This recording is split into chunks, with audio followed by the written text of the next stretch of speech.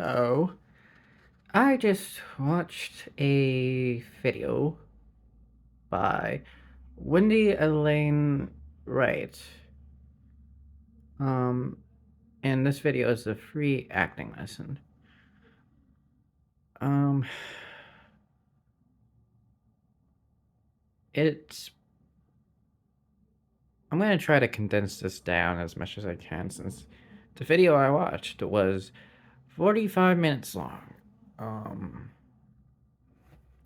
but basically, Wendy talks about a lot of what is an actor and what the job of an actor is. So, let's get into that. What is an actor? An actor is someone who portrays a character in a made up or fictional scenario of a story. That is what an actor is. Um,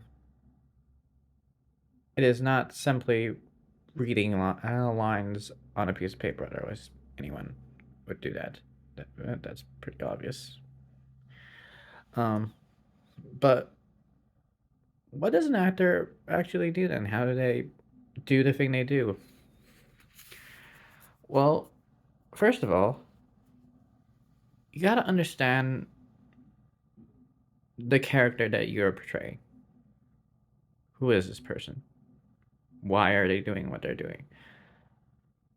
What is going on in the head of said person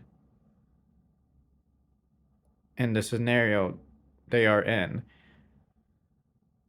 And what is going on when they are speaking?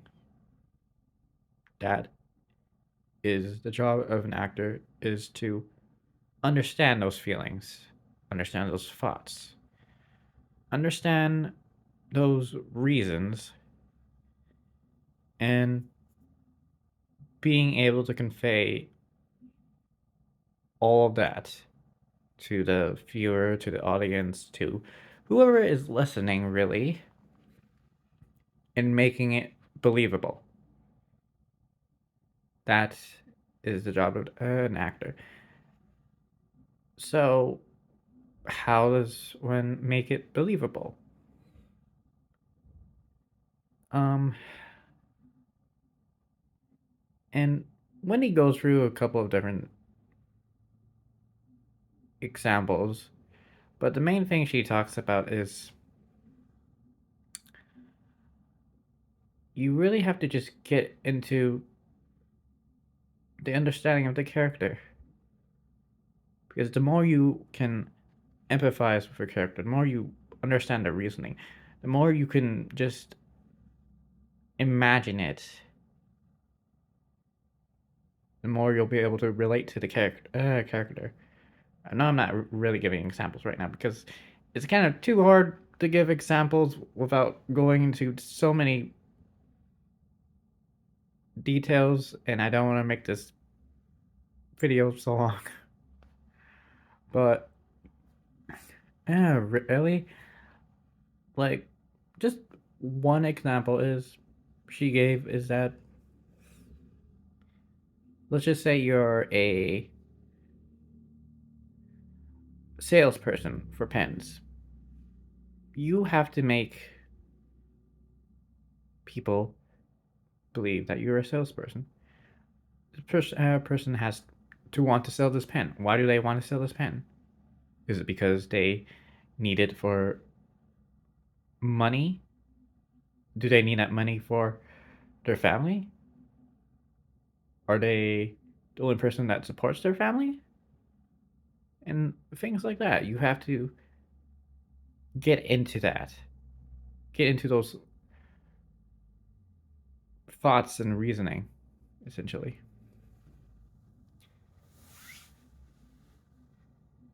And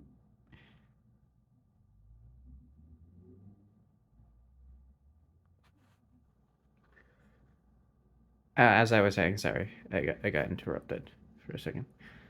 Um,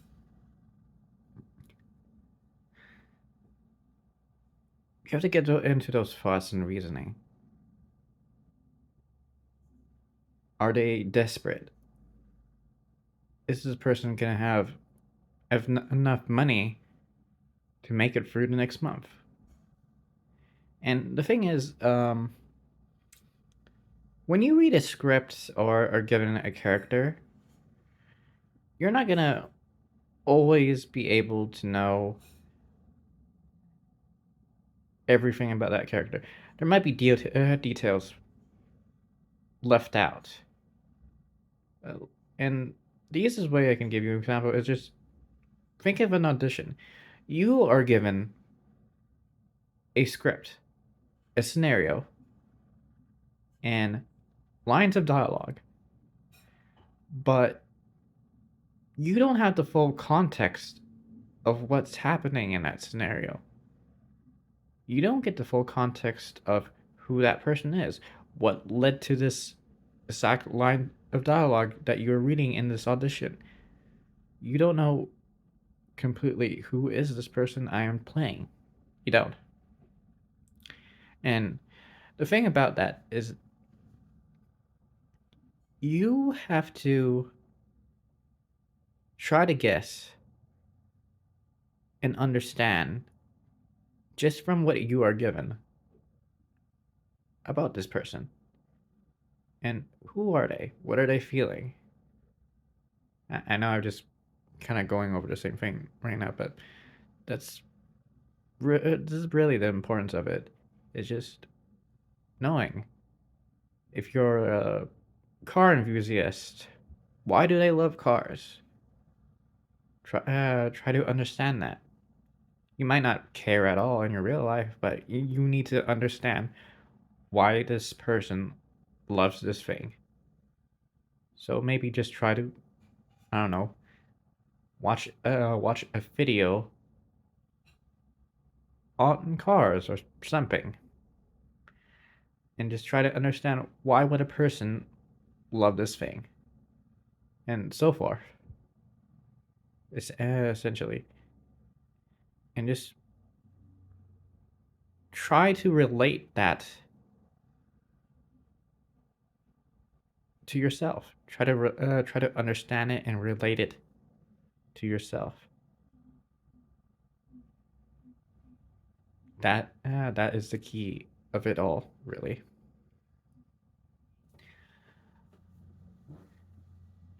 And I don't want to make this like she gives a bunch of examples of this, but I'll just go into the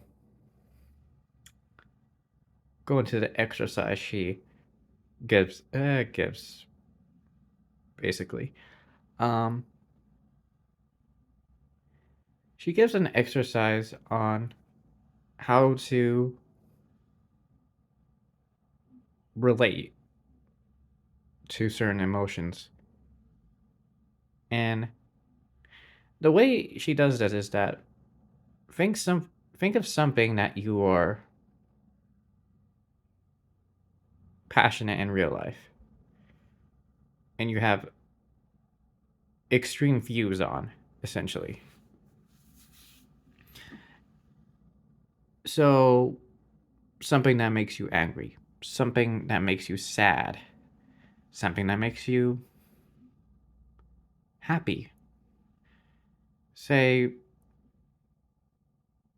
you have an extreme view on, I don't know, war, and that makes you angry. Talk about that in a video, record yourself. And then what you're going to do is you find a monologue from a story. And let's just say you record yourself for something, you know, like I just said, that makes you angry, that you have an extreme view on. And you would try to compare the way you are speaking and the way you are acting in your video, you know, from your to how angry you are just when you're talking something about yourself. And you would compare it to that monologue that you've chosen that is supposed to be angry. And you would record yourself reading those, recording yourself with those lines of dialogue, and you would compare the two.